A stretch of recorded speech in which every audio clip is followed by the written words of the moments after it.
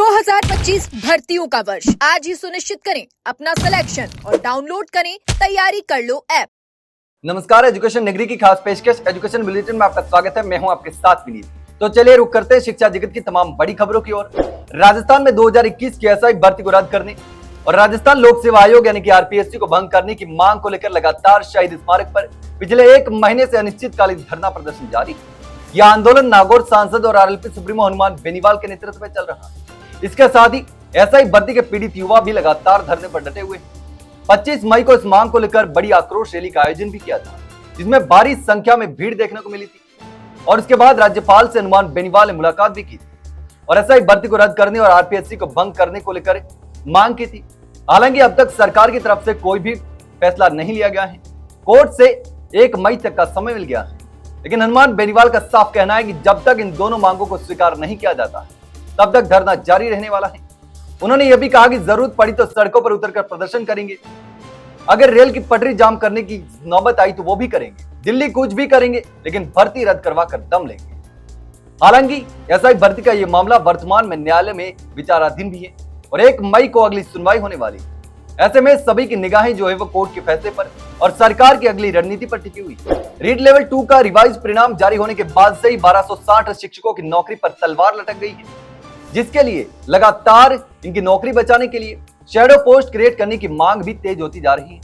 इन 1260 चयनित शिक्षकों के साथ ही विधायक और सांसद भी सीएम भजनलाल शर्मा को पत्र लिखकर ये मांग उठा रहे हैं। अब तक नेता प्रतिपक्ष टीकाराम जूली, सचिन पायलट, राजकुमार रोत, रविंद्र सिंह भाटी सहित कई सांसद और विधायक सीएम भजनलाल शर्मा को पत्र लिख चुके हैं। वहीं अब सांसद मंजू शर्मा ने भी शैडो पोस्ट क्रिएट करने की मांग को लेकर सीएम भजनलाल शर्मा को पत्र लिखा, जिसमें लिखा कि कर्मचारी चयन बोर्ड ने अध्यापक भर्ती 2022 लेवल 2 में कई विषयों के अंतिम परिणाम को भर्ती पूर्ण होने के 1 साल बाद पुनः संशोधित किया है, जिससे 1 साल से चयनित लगभग 1260 चयनित कार्मिकों पर राजकीय सेवा से बाहर होने का खतरा बना हुआ।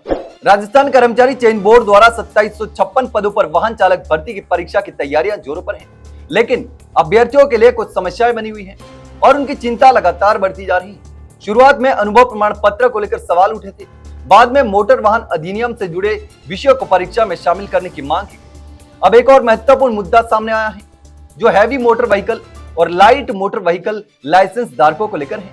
अभ्यर्थी मनोज कुमार ने बताया कि एचएमवी लाइसेंस धारक प्रैक्टिकल कार्यों में कुशल होते हैं, लेकिन पढ़ाई में एलएमवी लाइसेंस धारक बेहतर प्रदर्शन करते हैं। जब सभी अभ्यर्थियों को एक साथ कट ऑफ लिस्ट और ट्रेड टेस्ट के लिए बुलाया जाता है तो फिर एलएमवी धारक अधिक अंक प्राप्त करके चयन प्रक्रिया में आगे निकल जाते हैं, जबकि कई विभागों को एचएमवी ड्राइवरों की आवश्यकता होती है, जिन्हें एलएमवी लाइसेंस धारक नहीं भर सकते। इसलिए अभ्यर्थी मांग कर रहे हैं कि एचएमवी और एलएमवी के पदों का स्पष्ट विभाजन करके अलग अलग कट ऑफ और ट्रेड टेस्ट के लिए बुलाया जाए।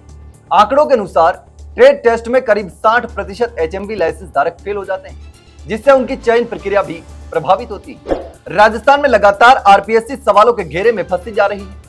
आरपीएससी के प्रतियोगी परीक्षाओं के पेपर लीक के कारनामों के साथ ही एग्जाम सेंटर अलॉटमेंट में भी जमकर सेटिंगबाजी देखने को मिली है।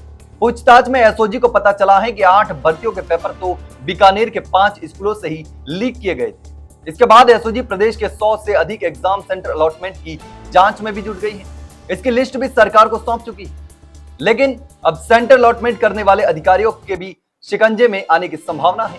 हालांकि एसओजी की प्रारंभिक जांच में पेपर लीक करने वाले स्कूलों और कॉलेजों के सेंटरों की मान्यता तक निरस्त करने में सरकार और शिक्षा विभाग ढिलाई बरत रहा है। दूर दराज की स्कूलों में सेंटर अलॉट करवाने में भी आरपीएससी के पूर्व सदस्यों और अधिकारियों की भूमिका बताई जा रही है। जिलों से आरपीएससी में एग्जाम सेंटर की सूची भेजे जाने के बाद कुछ सेंटर्स के नाम बदलने के आरोप भी सामने आए हैं। एसओजी में अभ्यर्थियों ने शिकायत भी की है। ऐसे में जहां एक तरफ आरपीएससी को भंग करने की मांग चल रही है और दूसरी ओर आरपीएससी सवालों के घेरे में फंसती जा रही है। राजस्थान पुलिस में 10,000 पदों के लिए आयोजित कांस्टेबल भर्ती परीक्षा में पदनाम संशोधन की अवधि को मुख्यालय ने 5 दिन बढ़ा दिया है।